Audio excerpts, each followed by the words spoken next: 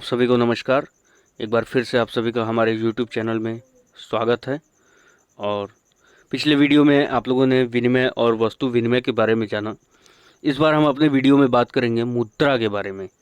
मुद्रा means money, मुद्रा की उत्पत्ति या विकास के बारे में। ठीक है, हालांकि मुद्रा का जो टॉपिक है वो काफ़ी लेंदी है। ठीक है, कि जिसमें 1 घंटे 2 घंटे के भी वीडियोस बनाए जाए तो कंप्लीट नहीं हो पाएगा।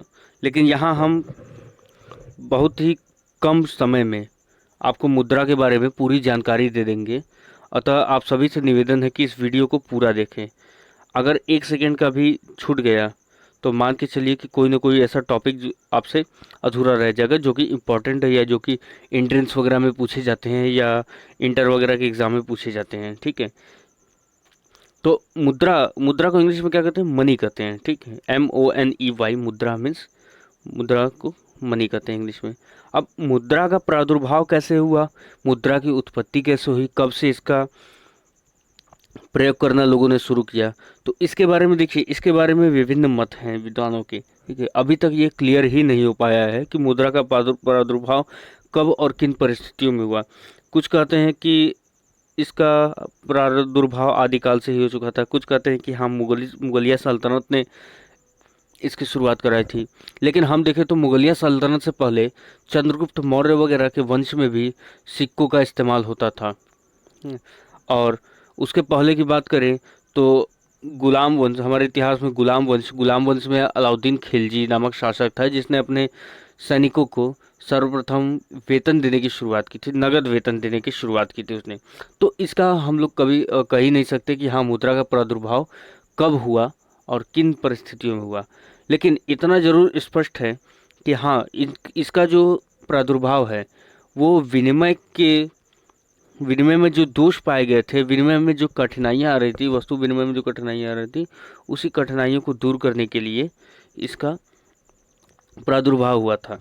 ठीक है, और कुछ विद्वान ये मानते हैं कि रोम में एक देवी थी जिनका नाम था जूनो। ठीक है, जूनो एक लैटिन वर्ड है। जूनो को अगर इंग्लिश में ट्रांसलेट किया जाए तो उसे मोनेटो नाम आता है, और मोनेटो से ही बना है मनी। मनी जिसे हम लोग हिंदी में मुद्रा कहते हैं। हालांकि इसको अभी इस तथ्य को कुछ लोगों ने सत्यापित किया भी है और कुछ लोग अभी तक नहीं भी कर पाए हैं। तो हम बहुत स्पष्ट रूप से कह भी नहीं सकते कि हाँ इसी में। किंतु प्रोफेसर किन्स ने क्या कहा है, प्रोफेसर किन्स ने इस बारे में कहा है कि मुद्रा की संस्था मानव सभ्यता के अन्य सभी आवश्यक तत्वों के समान अधिक पुरानी है और इसका प्रारंभ अतीत में ही निहित है। यानी कि जैसे जैसे मानव सभ्यता की शुरुआत हुई और वैसे ही क्या हुआ कि मुद्रा की भी शुरुआत हुई, यानी मानव के अतीत से ही, मानव के सभ्यता के विकास से ही इसकी शुरुआत हो गई थी। ठीक है, तो फिर भी इतना कहा जा सकता है कि मुद्रा का प्रादुर्भाव वस्तु विनिमय की असुविधाओं से प्रेरित होकर हुआ होगा। ठीक है, तो ठीक है, अब मुद्रा का जो विकास है, हमने तो बात कर लिया मुद्रा के प्रादुर्भाव के बारे में, मुद्रा की उत्पत्ति के बारे में, मुद्रा के, ठीक है, उसके बारे में। अब हम इसके विकास के बारे में करें, कैसे ये ओरिजिन हुआ, कैसे इसका डेवलपमेंट हुआ मुद्रा का। ठीक है, किस किस तरीके से आया। तो इसके मुद्रा का जो डेवलपमेंट है इसको 4 पार्ट में डिवाइड किया गया है। ठीक है, मतलब समय के हिसाब से 4 पार्ट में। वस्तु मुद्रा, धातु मुद्रा, पत्र मुद्रा और शाख मुद्रा।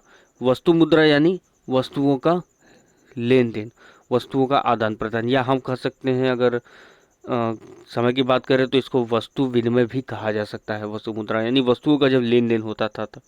ठीक है, क्योंकि हमने यही बातें हम पढ़ रहे हैं अभी तक में कि हाँ वस्तु विनिमय की जो कठिनाइयाँ थी उन्हीं कठिनाइयों को दूर करने के लिए मुद्रा की उत्पत्ति हुई।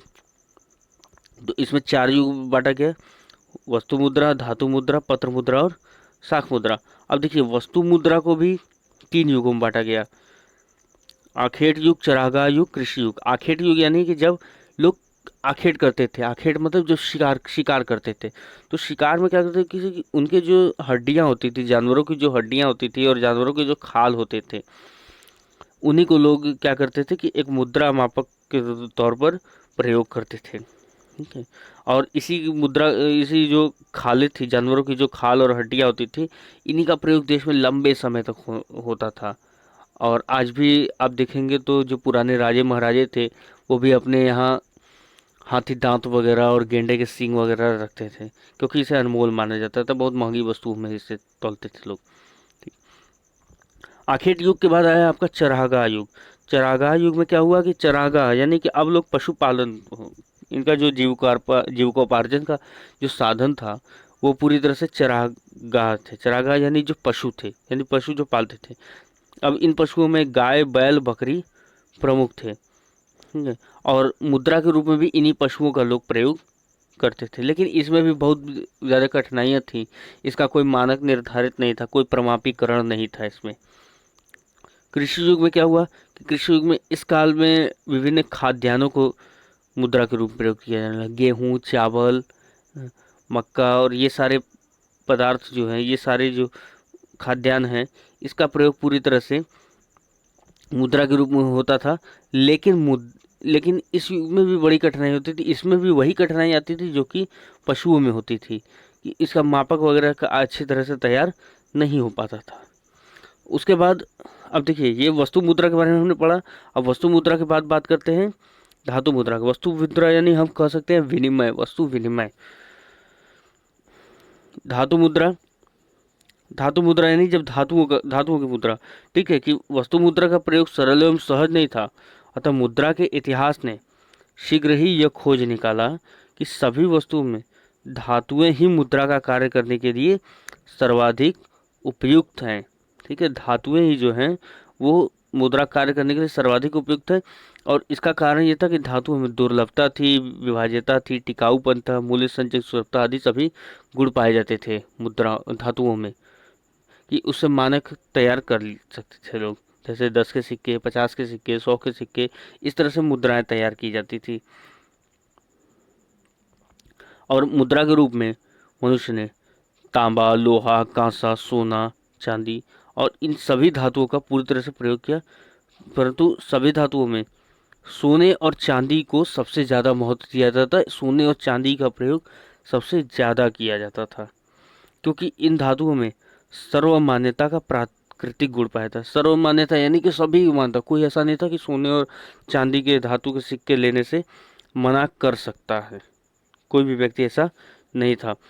प्रोफेसर जीवंस ने इसके बारे में कहा है, वो याद रखिएगा, प्रोफेसर जीवंस को हम पीछे भी पढ़ चुके हैं, वस्तु विनिमय की भी परिभाषा इन्होंने दी थी। तो इधर प्रोफेसर जीवंस ने क्या कहा है मुद्रा के बारे में, उन्होंने कहा है कि सोना और चांदी प्राकृतिक रूप से सर्व स्वीकार्य मुद्रा का कार्य करते हैं, चाहे समाज की प्रथा व कानून कुछ भी क्यों न हो।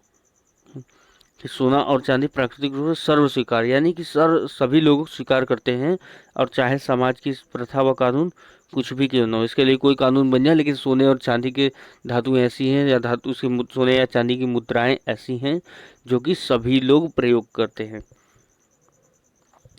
बेईमानी और जालसाजी रोकने के लिए जब मुद्रा के रूप में प्रयुक्त होने वाले धातुओं के टुकड़ों को निश्चित आकार तथा चिन्ह प्रदान किया जाए, तो सिक्कों का आरंभ हुआ। छोटे छोटे इसके टुकड़े बनाए गए एक मानक तैयार करके, और उन्हीं चिन्हों को चिन्ह बनाए गए तमाम तरह के, और उन्हीं को सिक्कों का रूप दिया गया। ठीक है, सिक्कों का आरंभ हुआ। पत्र मुद्रा क्या है? पत्र मुद्रा को इंग्लिश में कहते हैं पेपर मनी। कि धातु मुद्रा के बाद पत्र मुद्रा का युग आया। वर्तमान पत्र मुद्रा अपने मौलिक रूप में नहीं है, और इसलिए इसका भी कई अवस्थाओं में विकास हुआ है। सर्वप्रथम व्यापारिक वर्गों ने मुद्रा प्रमाण पत्रों का प्रयोग आरंभ किया। मुद्रा प्रमाण पत्रों यानी ये कागज पर लिखवा लेते थे। कालांतर में इन प्रमाण पत्रों का प्रयोग मुद्रा की भांति किया जाने लगा। बैंक भी अपने प्रतिज्ञा पत्र जारी करने लगा। अब प्रतिज्ञा पत्र बैंक में क्या होता है, निर्गमन क्या होता है, इसके बारे में हम लोग डिस्कशन करेंगे आगे अकाउंट्स के चैप्टर में। ठीक है, कि बाद में पत्र मुद्रा के निर्गमन का अधिकार सरकार ने या तो स्वयं ग्रहण कर लिया या केंद्रीय बैंक को सौंप दिया, और पत्र मुद्रा को विधिग्राह्य मुद्रा घोषित कर दिया गया। ठीक है, अब साख मुद्रा। साख मुद्रा क्रेडिट मनी। कि संसार के कुछ देशों में, साख मतलब यही होता है क्रेडिट, किसी की गुडविल। कि संसार के कुछ देशों में आर्थिक विकास इतनी तीव्र गति से हुआ है कि पत्र मुद्रा के द्वारा आवश्यकताओं को पूरा कर पाना संभव नहीं रहा, इसलिए बैंकिंग व्यवस्था का विकास हुआ। अभी भी हम कह रहे हैं सबसे कि पूरी तरह से वीडियो को पूरा देखेंगे, कोई भी टॉपिक, कोई भी लाइन छूटनी नहीं चाहिए।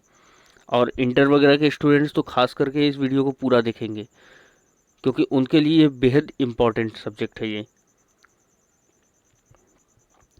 ठीक है, कि संसार के कुछ देशों में आर्थिक विकास इतनी तेजी से हुआ कि पत्र मुद्रा के द्वारा आवश्यकताओं को पूरा करना संभव नहीं रहा, इसलिए बैंकिंग व्यवस्था का विकास हुआ। बैंक इसी समय अस्तित्व में आए और शाख मुद्रा बैंकिंग व्यवस्था के अंतर्गत भुगतान करने का एक माध्यम है, ठीक है, जिसे सामान्यतः स्वीकार किया गया है।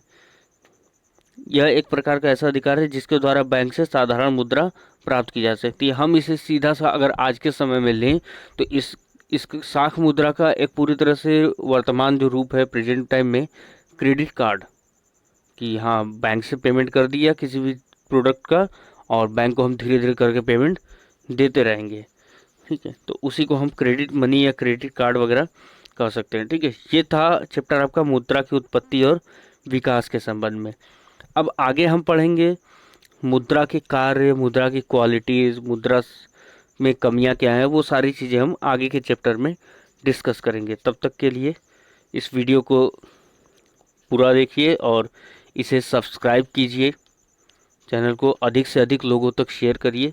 यदि इससे क्वेश्चन बनता है, यदि इससे कोई क्वेश्चन है या आपके पास अदर कोई क्वेश्चन है कि जो चीज़ें न समझ में आ रही हो या आपको लगता हो कि कोई अलग से कोई टॉपिक और इसमें ऐड होना चाहिए, तो आप नीचे कमेंट सेशन में जा कर के, कमेंट सेक्शन में, वहाँ पर आप कमेंट्स के ज़रिए हमें बता सकते हैं।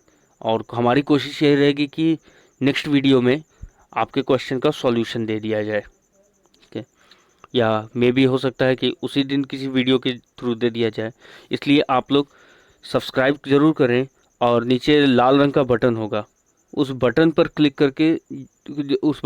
करके सब्सक्राइब ज़रूर करें, ताकि हमारे हर वीडियो से आप नोटिफिकेशन लेते रहें। जैसे व्हाट्सएप का नोटिफिकेशन आता है उसी तरह से आपके मोबाइल पर हमारे यूट्यूब वीडियो का नोटिफिकेशन आए, ठीक है। तो आज के लिए इतना ही, और